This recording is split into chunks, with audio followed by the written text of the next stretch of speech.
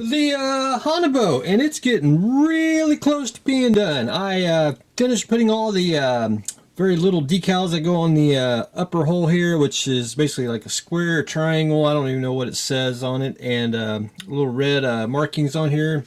I'm trying not to put all my lights on to show, because it fades out everything, but got all them on. Also, get my hand here. I got all the bottom decals on as well, and all I need to do now on the bottom is just do just a little bit of post shading, just to deepen the shadows on it, in the crevices just a little bit, and I think it'll be top notch and ready for a sealer and good to go. Basically, all I gotta do is seal it, and I worked on the inside here, and excuse the first round of washes. That's just to I went with the wood floor. I think it looks a whole lot better, looks more realistic than the gray floor. And I got to add some more washes on and square up a few things, but I'll get that accomplished today or tomorrow. But I did get the control panel decals in there, and I just got to put a little more solution on, and I will be good to go. So I just got to do a little more washes and some dry brushing and a few other little details on the inside, and I'll be ready to finish that up as well. But anyway, very, very fun, and it's getting really, really close to being finished. Well, since it's over here on the far end here, this is the Chevelle. I went ahead and primer most of the bottom. I got to do just a little bit more. My sandable one's just about empty, so I'll probably go with the filler, and basically middle of next week I'll be able to get the garnet red, and we'll start painting that probably next weekend, but I'll show everyone what color I'm talking about, because the computer's turned off, but I'll show everyone what the color is and try to remember to show you where I got the paint and all that good stuff. The 190s are done. I went and put a flat finish on them, and I pulled off the masking tape, and we got clear canopies. We are good to go on that. I would put out my little Lazy Susan, but I just ran out of time and didn't have enough room. Got to clean off the decal mess, because once I start doing decals, it's one big pile of paper. But got the A done as well, and very, very fun. My yellows on my German planes are, I want to say, transparent, but I like the faded look. I don't like just for reference now, like how that's really bright yellow. I'm not a big fan. I think a combat plane should have it the yellow faded and worn, but that's just me. But anyway, props are painted, everything's painted, and these will go on, be shipped out next week to their rightful owners. If you want to see built-ups of these, just go to the social media page, especially Facebook. I'll do an album, and if you want to see some about 4 or 5 pictures of each of the planes, that's usually how I do it, and to keep a portfolio of it as well. So those are done, and I'll tell you what's up next in just a moment. The Battle Cuda. I am pretty much finished it. I went ahead and painted a few other little spots that I missed. Tried to get all where, edges of the plastic that I use for the grading, put a little more scratches on. But one thing I had to do is put the chain on. And according to the picture here, basically it kind of goes through the, I guess, the hood of the car. Well, it kind of become problematic if I did it like right there. So what I did is I went over here. There's a mounting point on the bottom. If you can see it.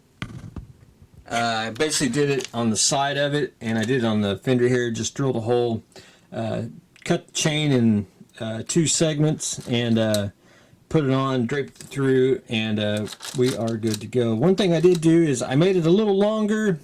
Shouldn't affect driving, but again, I can't guarantee that. So if you need to tighten this up like so, there's a little I want to say like a little mini key ring you just got to pull out the chain and then tighten up however many links you want. But it shouldn't really shouldn't matter. I mean, it should have enough play in there, and it shouldn't get caught in anything. But anyway, if you need it tighter, that's the way to do it. And it is movable, so you can adjust it accordingly. Always better to have a little bit longer than a little bit less, because you can always shorten, but you can't lengthen. Well, you kind of could on chain, I guess. My only complaint with the chain was trying to get it pull the link off, was because it's basically got a coat of paint on it. So that was kind of a little bit of a challenge. But anyway, I'm going to call it done, and we are good to go on it. There's a couple things I didn't get to paint, like the inside of the drill holes. I mean, really, if I did paint it, it'd get scratched off, so I'm just going to leave it. But it's ready to terrorize the streets on its RC chassis. But anyway, there's the back with the plate on there, and we are good to go. So I'm going to get this off the bench this week, and this will be off to its owner, so we can start something new. The kettenkrad. I did a couple coats of the liquid decal film, and did work. It's kind of basically losing its glue, so what I've had to do is basically, and they do work. They don't fall apart, so that was the main thing. But I did get one of the speedometer, I guess it is, got it on where it should go, and basically I had to take a little bit of future. Just put a little bit of a drop in there for the old decal, basically for glue. Put that on, let that sit, and we're good to go. I'll probably put a future on top of the decal as well, and then I'll be able to put the clear part basically on top of that. So I'll use future as a glue, and we'll be good to go. I got to figure out how to, and I ain't good at it, and I'm going to try to my darndest to find a way to do it. The back of the light that goes in the front here, I never can make them look real enough, to me anyway. You can always look like it painted on the back, so I may frost it or something and make the front light there. So anyway, I'm going to try to work on that this week. But next up, what I'm going to do is I'm going to do some weathering on the tracks. That's what I'm going to plan on doing later on today and tomorrow, so I can get that accomplished. But anyway, we're getting ready to start decal duty, and then I'll start doing washes and do some powders and everything, get tracked, a little more weathering, and then we can start putting clear parts on, and then we will be getting close to being done with the kettenkrad. But up next for the build further, since we're not building any more German planes, we're going to build some Mustangs, and I am going to do some cheating. I got two Revell P51s, that's a B, that's a D, but we're going to cheat. I'm not going to use these, I'm going to use the In-Air Easy Build kits. These are 48 scale. They're extremely nice models. I mean, they're not really toys, but not really models either. But they're already pre-made, and all I gotta do is repaint a couple of things on them, and everything will work out perfectly. I saw these at the hobby store. So what I'm gonna do is I'm gonna trade out some of these, but I'm gonna have to use the D canopy and put on one of these, because these are B's, but the B here is going to be painted a red tail. This is already a red tail. All I got to do is take off some of the markings, because this is going to be a specific red tail, and I'll show you all the markings on that when I get to it. But I'm going to get rid of some of the markings on here, repaint that. I already got the red tail stuff pretty much painted, stars and stripes, and I'm good to go, and I can knock these out a lot faster. Plus, getting down to the very end of the airplane builds, and I'm getting not bored with it, just a lot of I wanted to change it up, do a little bit something different with the airplanes.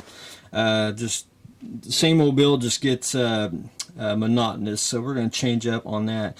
I did get another red tail because he had two. This one's going to be a red tail. This one's going to be basically this color scheme.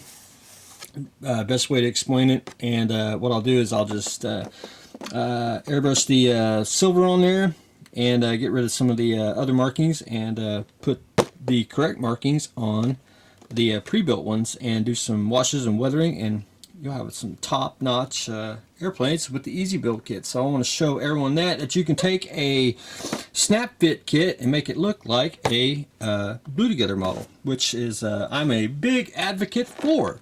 So I wanted to show everyone that, and I think that's everything.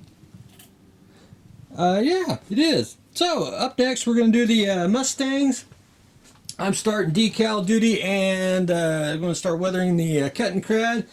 The battle cuda is finished, and we will get that off the bench and off to its rightful owner. To finish the 190s, they will be shipping off as well, and getting almost done on the Haunebu. And of course the Chevelle, which will be painted probably next week. So that's what I got going on today, so stay tuned for the next exciting episode.